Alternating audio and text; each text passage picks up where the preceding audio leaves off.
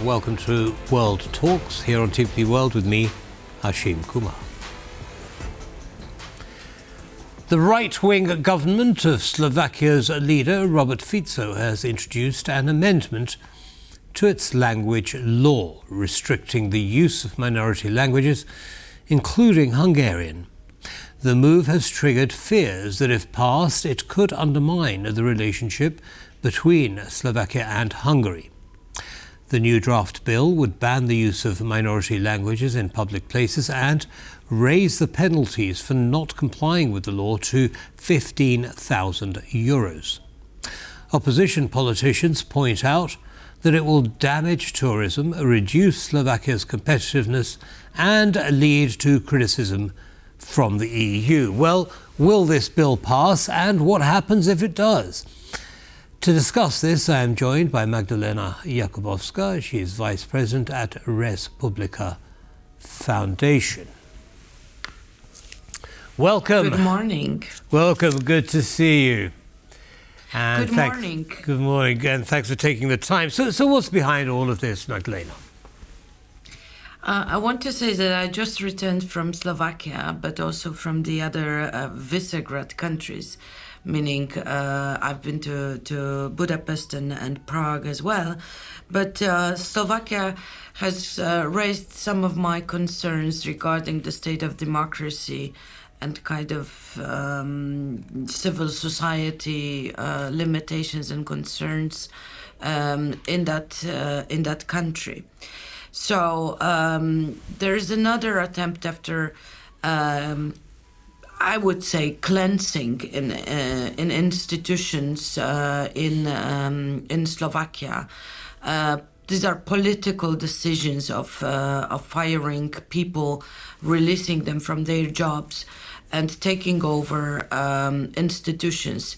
We can see now in the screens protests that have been taking place in Slovakia, in Bratislava, in August, opposing to take over media, over institutions, and the next very revanchist step is the question of language and the Hungarian minority in Slovakia. We talk about around 8% of the population, because this is the Hungarian minority that we are talking about, and these are people who have been for generations present in Slovakia, located, of course, at the border with Hungary, but it's been a cultural kind of commitment that there are signs, there is Hungarian language at schools. I don't know. You can talk in local governance institutions. Also, you can be served as a local in Hungarian. And after, with the previous government of Prime Minister Fico, we already had signs of, and also it's been widely discussed, the decisions to take away double citizenship for those people, that Hungarian minority. They had to choose whether they will stay as Slovak citizens or have to go away and keep only Hungarian citizenship. So this is a continuation of something that's happened in the past that was initiated by Robert Fico.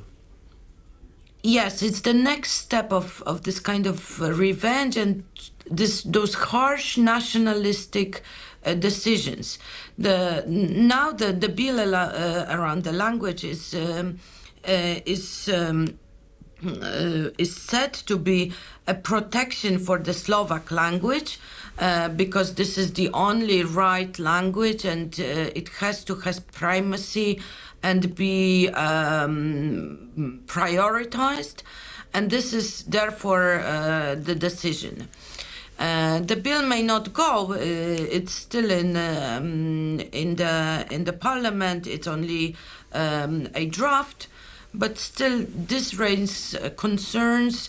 What next steps can also be taken up by this government? Understood. But I want to talk about the foreign policy implications of this in just a second. But at home in Slovakia, what impact do we expect this to have on the lives of ordinary citizens in their day-to-day work, businesses perhaps run by ethnically Hungarian individuals and so on?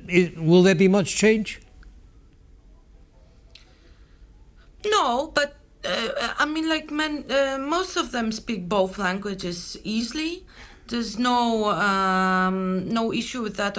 Only the older generation might be touched upon that, but like this feeling that they get that they are unwanted is predominant now. Right. Now Fico and Orban have a fairly common view on foreign policy. I'm thinking in particular, of course, of Ukraine or support for Ukraine. Does it surprise you that Fico has made this move? And I mean, because it's bound to upset Viktor Orban, how will it affect the relationship with Hungary? Of course, there is tension, and Orban is already reacting to these decisions, to this draft, because it's not a decision yet. But anyways, we could expect that there will be tensions. I think that Mr. Fico would. This is not very harmful. No one will be. I don't think the relationship and this kind of direction that both of those prime ministers have will change dramatically because of this small number of citizens. Because this is and Mr. Fico this way wants to show around that his decisions are there, and they go into this nationalistic direction. I'm not expecting a huge damage to the relationship or to the friendship, political friendship that Prime Minister Orban and Prime Minister Fico have. What about the political friendship between the European Union and Slovakia? Will there be an impact on that? I think Mr. Fico is way more pragmatic. This is, of course, concerning the liberties and minorities' rights. So it infringes the democracy or value-oriented policies in the EU. There might be some warnings because of that from the EU Commission. But Mr. Fico is quite pragmatic in his policy towards the EU.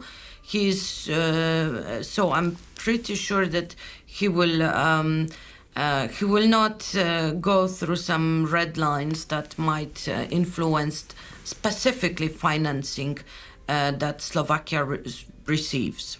Understood. So he doesn't want to go through red lines. He's pragmatic. Are you suggesting that Prime Minister Fico is actually open to some kind of compromise that'll be acceptable both at home and to the European Union? Yes, I think so. He will be really staying within the limits, that not to cross certain Rubicons that may raise larger concerns of the EU. So at this very moment, many of his actions, including those that I mentioned, that limitations to the freedom of speech, freedom of media, rule of law concerns, are still there in the limits. So I'm not expecting any change in that sense. He doesn't want to make himself troubles. Good. Well, that certainly sounds optimistic. Magdalena Jakubowska, Vice President, Res Publica, thank you so much for sharing your analysis. Thank you very much. Have a good day, madam. Have a good day. And that's all from us in this episode of World Talks.